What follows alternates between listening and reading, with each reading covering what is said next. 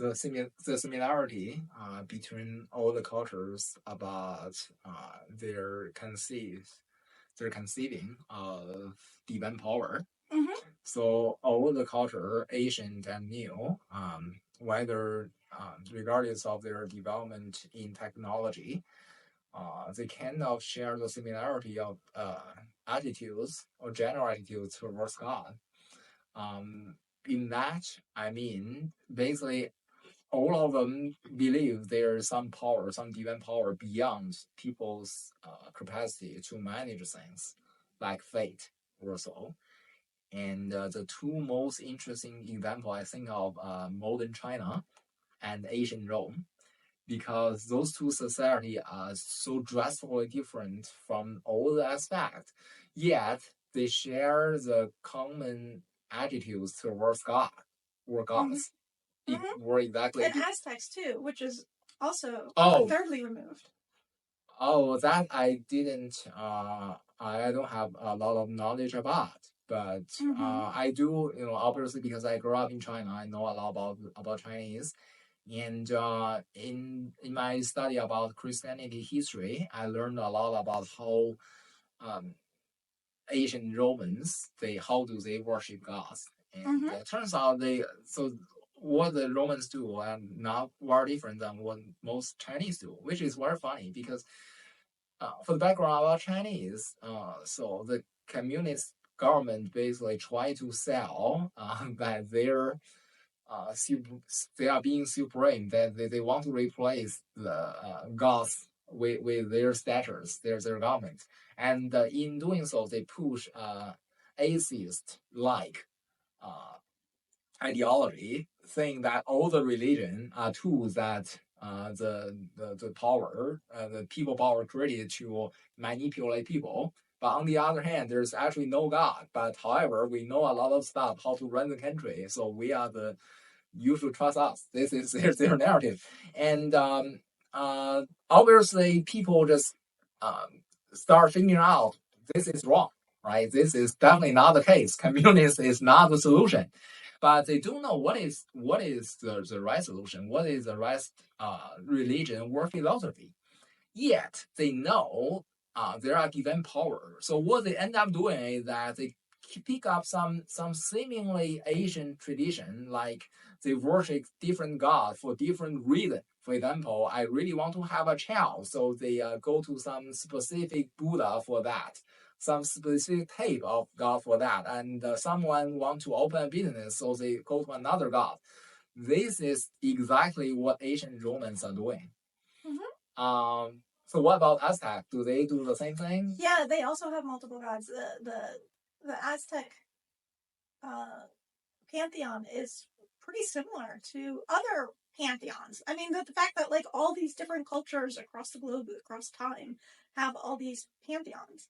It's actually unusual to have a monotheistic religion. Like Judaism. Yeah. So yeah, Judaism. So the Abrahamic faiths started one aspect, but there was also Zoroastrianism. I believe it's Zoroastrianism, which actually predates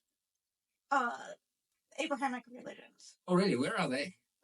They're also in the Middle East. Because basically, we're now talking about the Fertile Crescent type of like this is like way back when society. Yeah.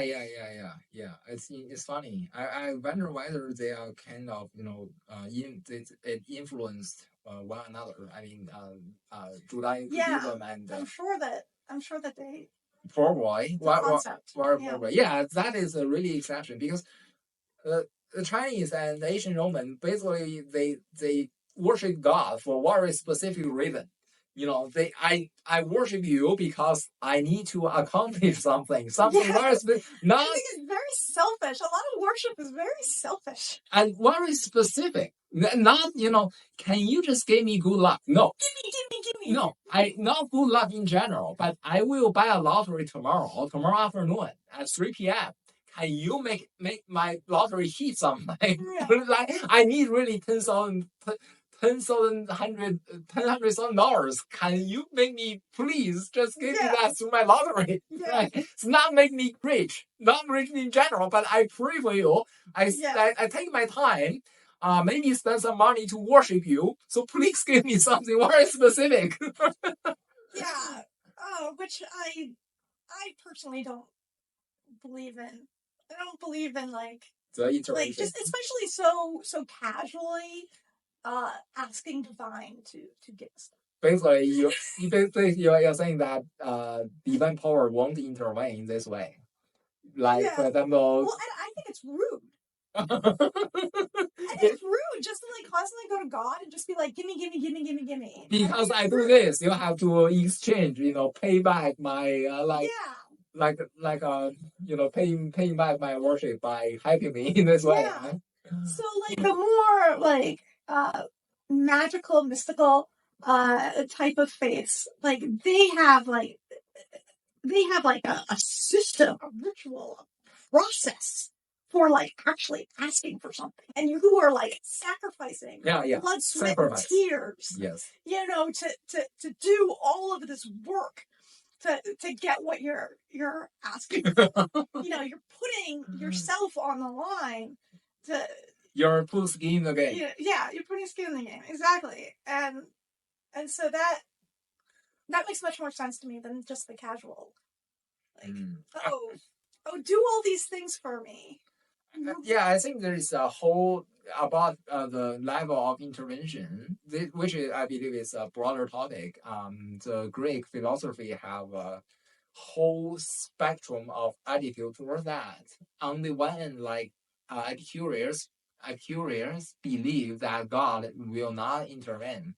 Yeah. God either doesn't exist or God won't intervene because God is for us. We are just so tiny, specific, the small, hopeless, stupid thing that, for example, why would you intervene in the life of an ant like in your home, right? So it's for the same reason that divine power won't intervene. I do not believe in an interventionist God.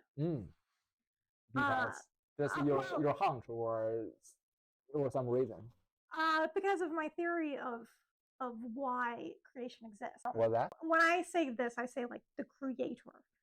And so the creator who created the universe. But we actually, if there could be multiple layers of creation, right? Exactly. But for us, we don't know. For us, we don't know. But so the only thing that we do know, there was a creator of the universe, the one who kicked off the Big Bang. Right. And so that one, that God, that creator, I don't believe is interventionist. Because he did one action. Kick off. And then everything else is observation. Oh, it's automatic, right? Like nature selection. Like obviously many things are automatic. Like so fractional is like kind of this idea, right? So basically you see the mountain are so complex, the shape, but however it actually have a recursive structure. Basically you have a very simple definition of recursion, so they can iterate itself and be very complex. There's a famous book called The New Kind of Science. It's from the guy who built Reforma, which is mathematics software. So his idea is very simple too. So he said even though we have a very simple rule of iteration and creating, after enough iteration, the pattern will seem very random. So completely random, but however it is, randomness comes from the lack of knowledge of where everything begins.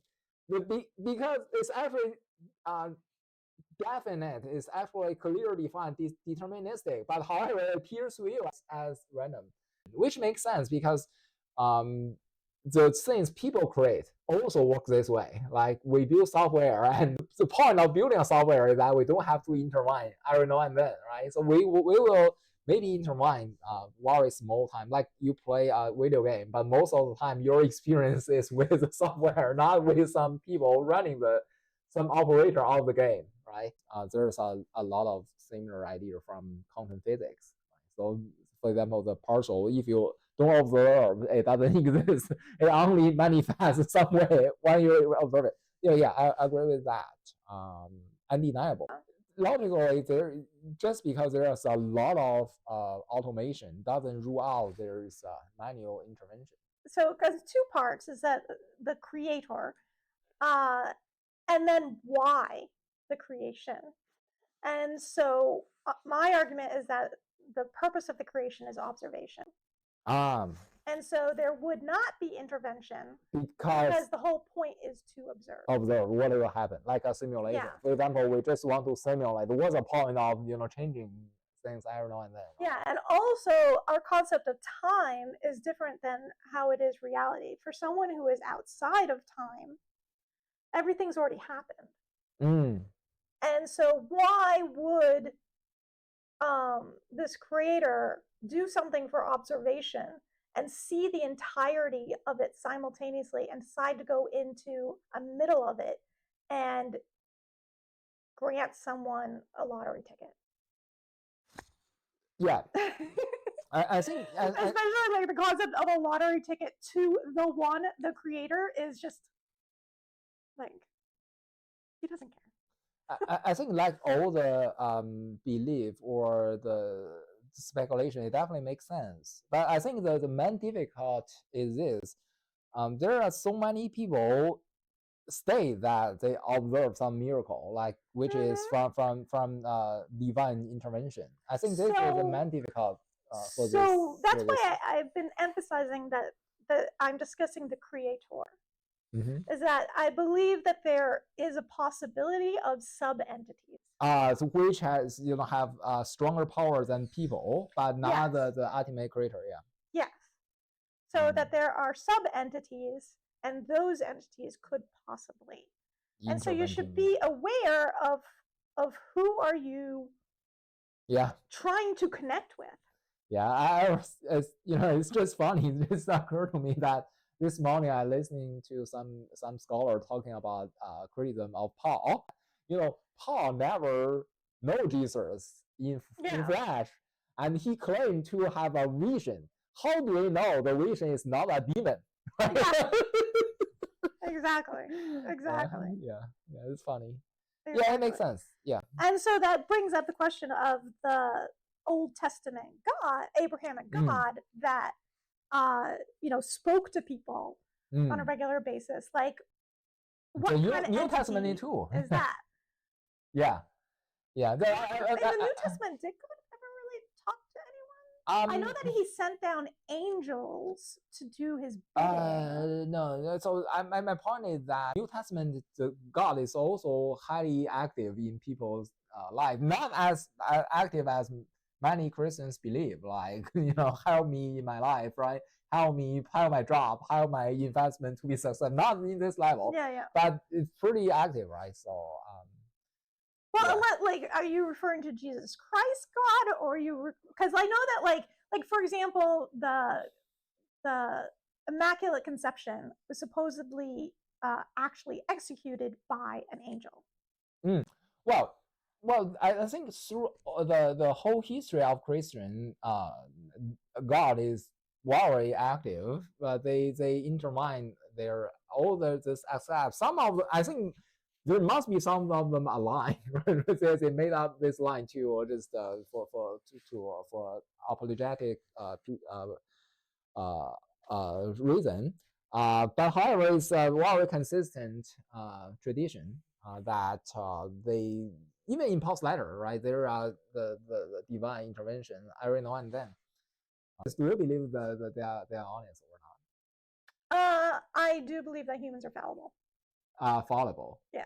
Yes, they are, but there is a nuance there. So it's not like when people tell you there is a miracle, whether it's Jesus or Paul, obviously it could be false, or Abraham, right, or Muhammad, whatever. But saying that there are many of them, as an example, do you think how credible are those examples? Not any particular one, but just as a whole, how credible do you think they are? That it's possible or a specific individual or no. I think how because they make the same claim, saying that there is intervening divine, right?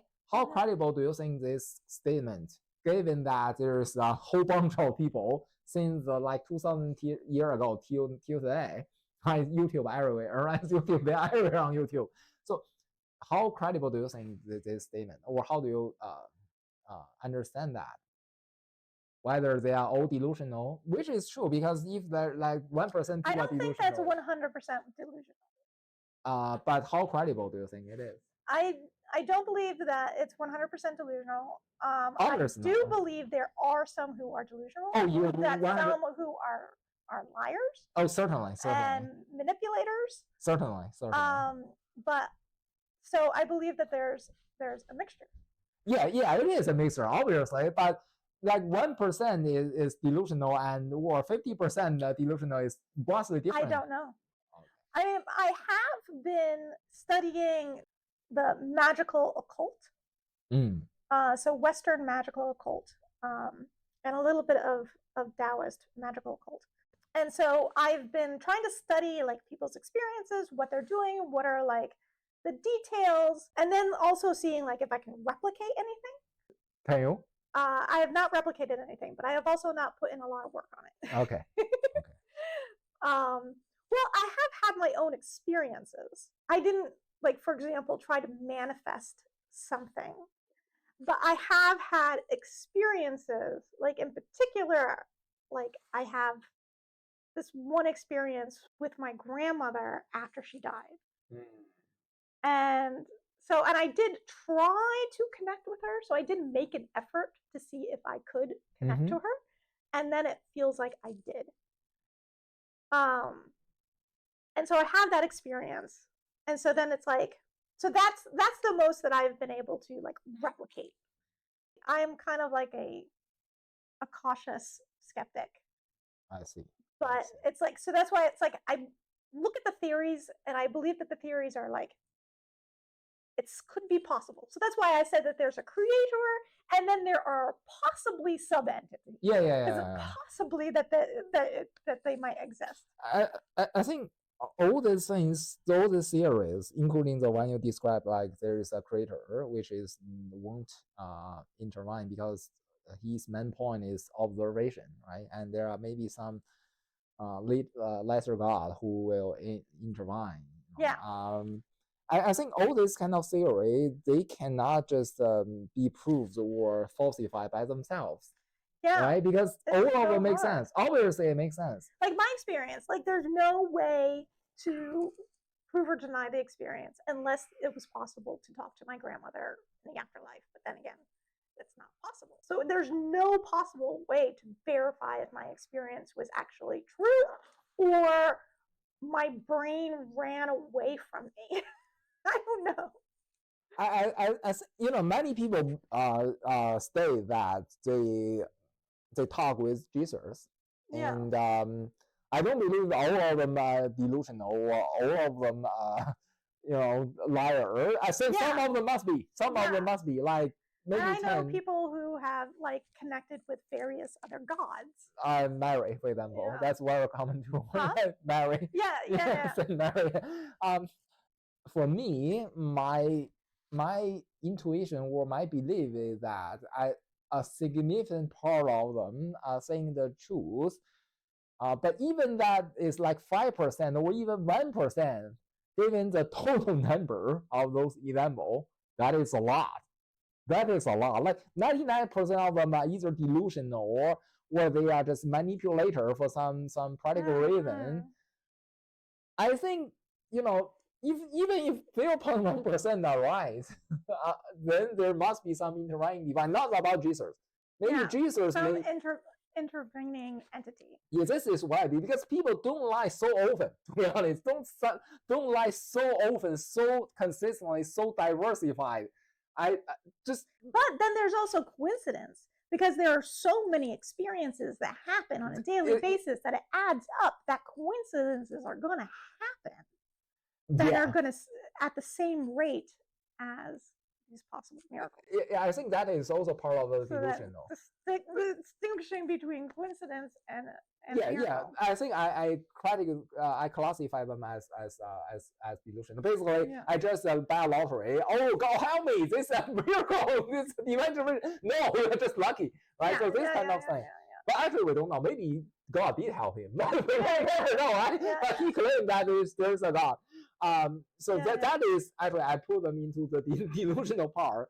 My point that there is definitely still possibility like that all of them made a mistake or delusional, and the rest of them are just telling a lie, just lying. But I think that the possibility is too low for me to trust this way. So that is a reason, actually the main reason to believe there is a intervening God, and that is also the main reason for me to believe in Jesus, because to be honest, that is not most Christians do. They say, okay, because there's Bible. Bible said that it must be true. No, the Bible is a book, right? Why Jesus as the interventing entity rather than any other entity? Oh, there's a many difficult. I'm not saying that Jesus or Yahweh, even Yahweh, is the ultimate creator, because like I said, no, not creator. So we're just talking about sub-entities. So why pick Jesus? That's a very good question. I'm about to say that, because the dynamic of Roman before Constantine, they have freedom to believe whichever god they want to. So the same thing as China, right? So China, basically, everyone knows that the government claims to be God, but they are not. They cannot help you. So they just try to find out their own gods to be working. This is exactly the case of Roman. Roman not only have free to worship, they also have free to not worship and to discard, to replace. So as I said, they worship God for a very specific demand or request. When their demands are met, they will continue worshiping the God next time, maybe even give better sacrifice. But if the God consistently fail them, they will go to another God. It's a free market of gods. Okay. And Jesus is the most successful one. Yep. It is definitely, yes. Oh, there's very important historical facts that people don't understand. Is that people say because of Constantine. No, because before Constantine, Christianity has been growing at 2% per year for like 200 or 300 of years. That's a miracle by itself, right? The author of the book, like bringing it out, he is saying, okay, it's a free market of God, and Christian eventually win because firstly they are exclusive and there are other reasons. It's not nothing. So they don't need to do anything big, but 2% for 200 years, then you are there. You are successful, dominating, and constantly converting. No, 2% a year. We're just keeping like the 10 people just for like 200 years, grow or not, it's a miracle. So any idea like that will die. Like Buddhism, there are emperor helping it too, but basically it cannot change the rod in the order of hundreds of years. The emperor helping you will give you a boost. Boom. After the emperor die, you just go back to your natural trajectory, because some people want to please the emperor so that they worship the god. But after the emperor dies, they stop doing so because they don't believe in the first place.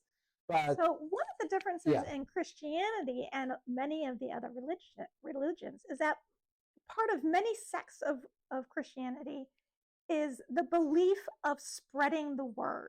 And that does not actually happen in many of the other world's religions. I think, to be honest, all the successful ones are kind of like that. Like Buddhism. They have spreading the word. They are not as eager or as passionate about as Christians. No, but they do have some missionaries. Because like with Christians, they believe that like you will go to hell, and so they're just very, very forceful about it. Especially like combining it with colonialism. I think way before that, even at Paul's time, Paul spent all the effort of doing this kind of thing, like telling people the gospels, right? I think this is a reason. But I still think that doesn't explain the success at its scale, because I came from the internet background or internet product background. It's basically you're saying iPhone just win Nokia because iPhone is good at selling. I don't think that is the case. Actually many big giants, they tried very hard to sell things, but eventually the winner must be just the dominantly better thing. Like people have the freedom to choose whether they use Yahoo or Google or Bing, but they choose Google. Why? Because Google is better. There are many Christians who do not have a choice. Yeah, but the thing that is a grassroots. They begin with like 500 people. Some people say it's 20. The original evolution of the faith. So going back to 2,000 years ago, the original evolution. That's actually, I think I believe when Jesus died, he has like hundreds of followers, not 20. he must have hundreds. But that people, that so if their thing doesn't work, the people will die. No one will believe them, right? So I think it's still the same thing. Even if there's like Constantine live like Constantine just found out Jesus when he just died and want to just make it his brand, then broadcasting and eventually will die out. So people you have no choice. You have to believe because you need to please the emperor. You need to please Constantine. You better worship Jesus. You have no choice. But eventually, even that case won't work because many emperors do that. But Christianity is purely grassroots, and they replace the gods who are worshipped for very specific reason. I think really there are other explanations saying like, okay, people are just so passionate about worshiping, and also they're exclusive. Unlike other gods, like after you believe in Jesus, you cannot switch. At least as long as you want to continue worship Yahweh or Jesus, you cannot worship other gods. It's exclusive. But however, even if for example Nokia tell you use my phone, you cannot switch, you cannot go to Apple. But even you lose your bending power if they believe you are useless. So there's a theory that these godlike entities become more powerful based on how many people believe in them. And so if that's true, then Yahweh would be the most powerful entity because all the other pantheons split their worship and belief amongst multiple different entities. I don't know. If that theory is true, I'm not sure about it. Yeah, I think we can never be sure because there may be another probability, like saying their divine power are equal. Like for example, random. You can say that they have no divine power at all. They are just being delusional, or they have some more divine power, like 20% of better chances, and they are the same. However, Christianity is first exclusive, and is have a motivation to broadcast for propaganda their religion, and will that be the bigger one after like many iterations? Chances are, but will that become dominant? I don't know. This is a theory. It's possible. It's simply just because they are exclusive and or eager to broadcast, so they become the dominant one. It's possible. But however, there is another power, which is time. Time just kills everyone. If you don't have anything like specific, any stronger divine power, if other are 20%, and you are also like 20 or even 21, which is insignificant, chances are you will replaced by random power from the time, because time's removing power is so strong. Basically, everything is born and everything is dead. Everything die because just time make you die. Dying is I think the nature of our world, right? So things must die.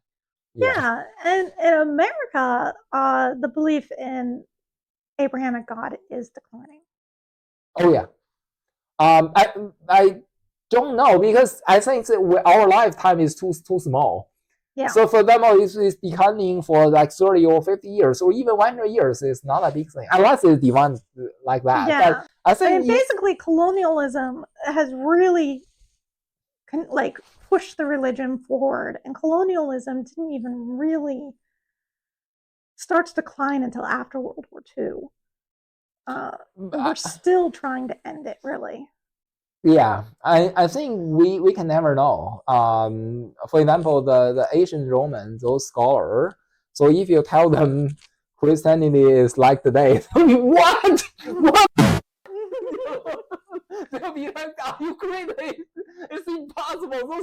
So because in their mind, is this religion is really, like you said, low class. like all second car seller, lower than that, to be honest, because literally they said those people are illiterate and they are very literally low class people and like children, housewives, labor, so some kind of thing.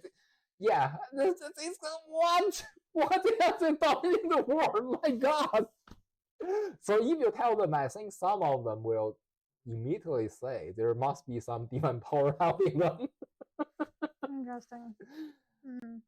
It is. I read a lot about Christianity for other reasons, for other motivation. Partly is because the curiosity from philosophical perspective. Sometimes I find out what Jesus said really make a lot of sense. Philosophically, wisdomly, not about the theological part, but just how to live a good life. How this world works. So those kind of things, what Jesus said in the three Gospels, I would say, excluding John. John, I don't really understand at that moment.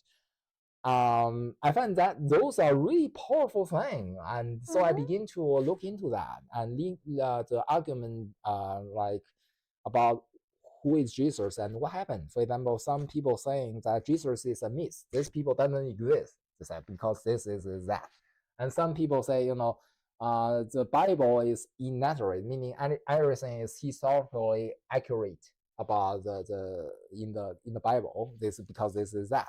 Some people have something in between. I think you can answer either way, especially if you don't look at external evidence. Even the myth one, which serious historians never took them seriously.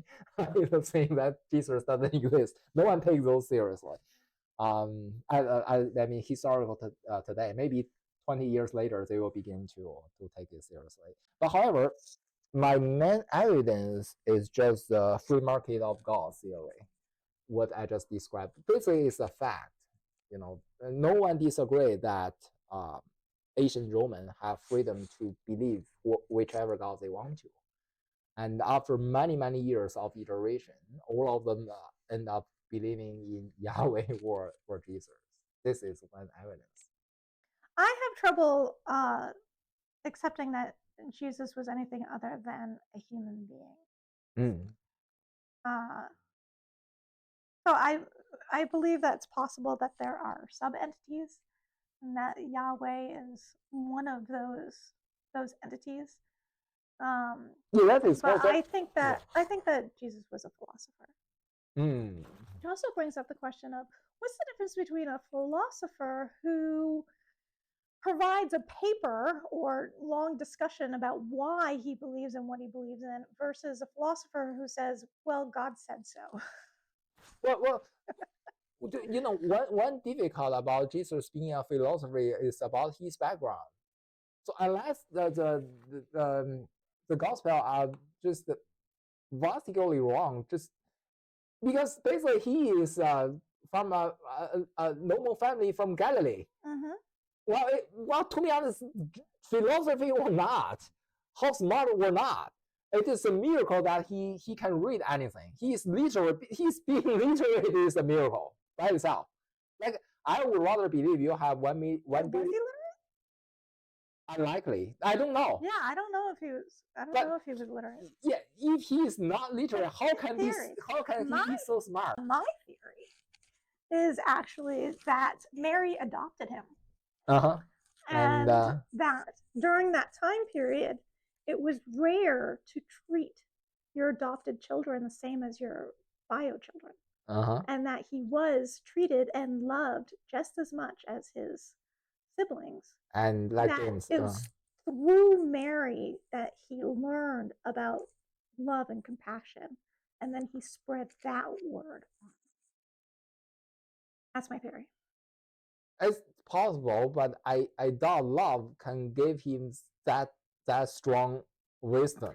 Oh yes, because the lack of stress in his life allowed his brain to think about other things, gave his brain enough time and power to focus on other things. And also, like, comparing, like, if he could compare himself to other adopted children, you know, and being like, wow, I had such a better life than they did. Wow, my mom was so great. And this made my family so great. Wouldn't it be great if everyone was like this? I think this experience will make him a very good people, very lovable people, or even very successful people. But it is, and die at like age 80, like make him a Warren Buffett. It's possible. But the saying that to become Warren Buffett from a poor background takes time. Like Warren Buffett, if Warren Buffett is as smart today as when he's 30. But if you go by the inevitability theory, in that there are billions of adopted children through history, one of them will come out good enough and connect with the right people and spread the word of love. I think. And also, there isn't one of them. Yeah. There is another one. Who? I want to say Mithras, but it's not Mithras. Well, it's like an M. Has like exactly the same story as Jesus. I think you have to accept this. If you say Jesus is a philosopher, he's not just your day-to-day philosopher, right? I think you have to. What's the difference? What? For example, people, the philosopher of our time who just published like 10 books about some ideas. Yeah, but we still have like Marcus Aurelius that we still reference. We still have Plato and Socrates. Oh yeah. So I think that he's one of those. But he is. Well, we don't worship Plato. Yeah, but he is more successful than you have to agree, right? Based on influence, right? So basically, you can. But there's also, but those philosophers didn't try to like start talking about like that God mandates or God wants. But they talk about other things. They are the pretty talkative people. They're very talkative people. Yeah, they just try to sell their ideas. Socrates just went around town just like talking to people. Yeah, like Paul. I think that he is even more motivated than Paul in some way, right? Yeah. So, well, here is another thing that eventually just somehow Jesus his idea just went through all of them, right? But honestly, I think love is definitely powerful, but it's hard to say. So Jesus is, if even you say like Jesus, because this love like in his early years that really gave him power, so he has a chance to grow to be a very successful scholar in his 70, and eventually he reached the level of Seneca or even beyond those great philosophers in the world. He becomes the better of them, like 2 times better of them. It's possible. But the thing that he have to do it at his 30. What do you know when you're 30? You're basically clueless. If you like us, please like, subscribe, and comment. Thanks for joining us. Bye-bye.